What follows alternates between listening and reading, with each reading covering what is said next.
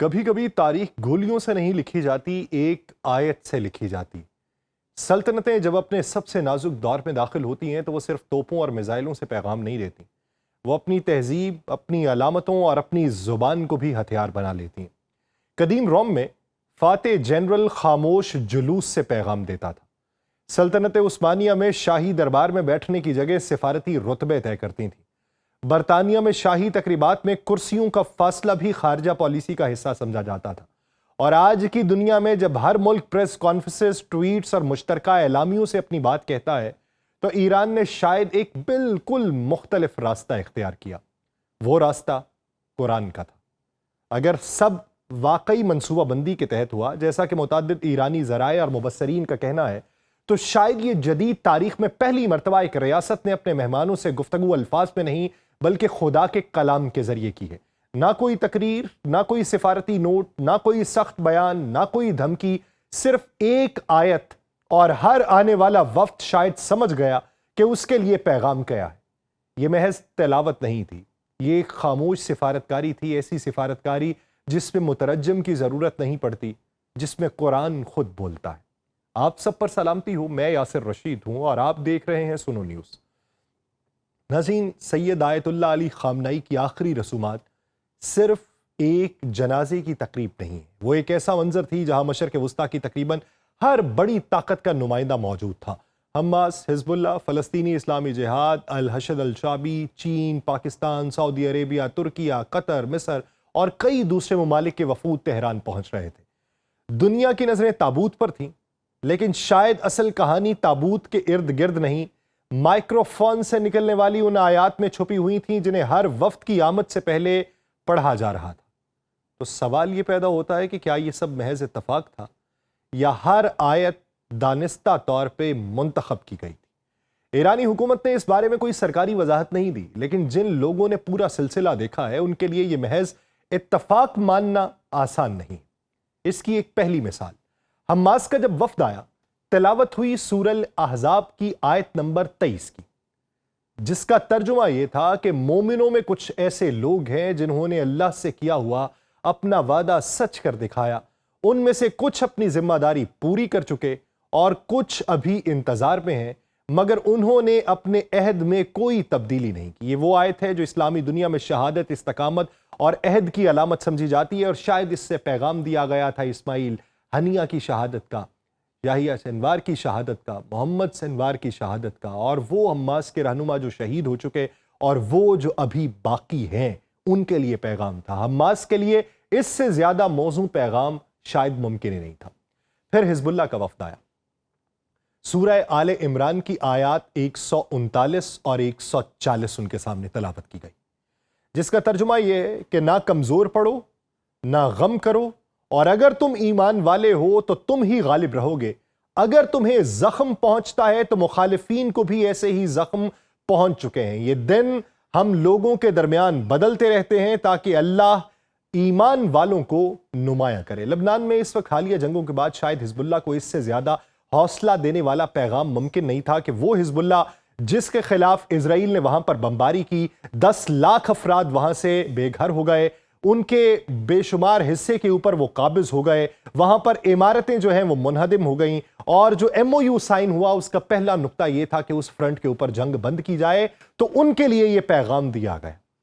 پھر اس کے بعد الحشد الشعبی عراق سے جو لوگ آئے ہوئے تھے، ان کے لیے سورہ البقرہ کی آیت 154 تلاوت کی گئی، جس کا ترجمہ یہ ہے کہ جو لوگ اللہ کی راہ میں قتل کیے جائیں انہیں مردہ نہ کہو، وہ زندہ ہیں لیکن تم شعور نہیں رکھتے۔ اور یہ آیت عراق کے ان جنگجوؤں کے لیے پڑھی گئی جنہوں نے داعش کے خلاف ہزاروں جانیں قربان کی۔ پاکستان کا وفد، ان کے لیے سورہ الاسراء کی آیت 80 پڑھی گئی، جس کا ترجمہ یہ ہے کہ اے میرے رب، مجھے جہاں داخل کر سچائی کے ساتھ داخل کر، جہاں سے نکال سچائی کے ساتھ نکال، اور اپنی طرف سے ایسی قوت عطا فرما جو میری مددگار ہو۔ یہ انتخاب بہت سے مبصرین کے نزدیک خاص اہمیت رکھتا ہے، کیونکہ حالیہ مہینوں میں پاکستان صرف ایک پڑوسی ملک نہیں بلکہ ایران اور امریکہ کے درمیان رابطوں میں بھی اس کا نام سامنے آتا رہا، اور پہلا جو غیر ملکی دورہ اس جنگ کے بعد ایران کے سربراہ نے کیا وہ پاکستان کا کیا۔ تو یہ دعا طاقت کے ساتھ ساتھ صداقت اور نصرت کی دعا دعا بھی تھی۔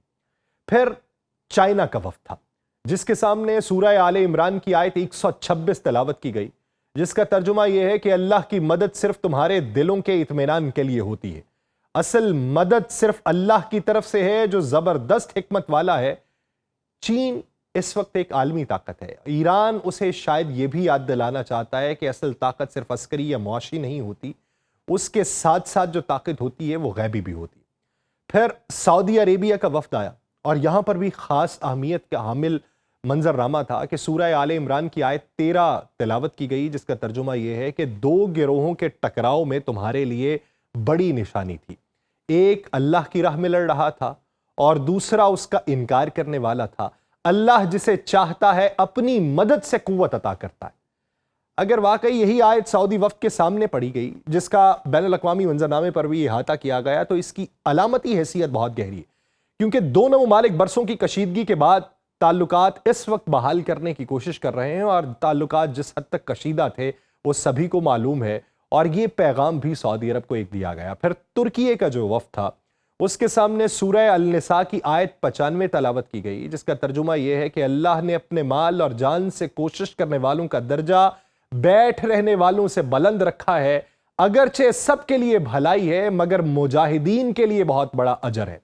یہ انتخاب بھی کئی سوال چھوڑ کے جاتا ہے کہ ترکیہ کا کردار اس پورے عمل کے دوران لڑنے والا تو نہیں تھا، مصالحانہ ضرور رہا، اور ان تک بھی یہ پیغام پہنچایا گیا۔ قطر کے سامنے سورہ الفتح کی آیات پڑھی گئیں جن میں فتح، ہدایت اور اللہ کی نصرت کا ذکر ہے۔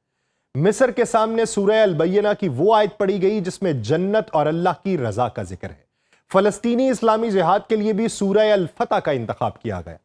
اب ذرا آپ ایک لمحے کے لیے تصور کریں کہ آپ ایک غیر ملکی وفد کے سربراہ ہیں، آپ کسی کانفرنس میں نہیں آئے، آپ کسی مذاکراتی میز پر نہیں بیٹھے، آپ ایک جنازے میں شریک ہونے آئے ہیں، اور اچانک آپ کی آمد پر قرآن کی ایک ایسی آیت پڑھی جائے جس کا مفہوم براہ راست آپ کے ملک، آپ کی تحریک یا آپ کی موجودہ صورتحال سے جڑتا ہوا محسوس ہو، تو کیا آپ اسے محض اتفاق کہیں گے یا سمجھ جائیں گے کہ میزبان نے آپ سے بات کر لی ہے بغیر ایک لفظ بولے؟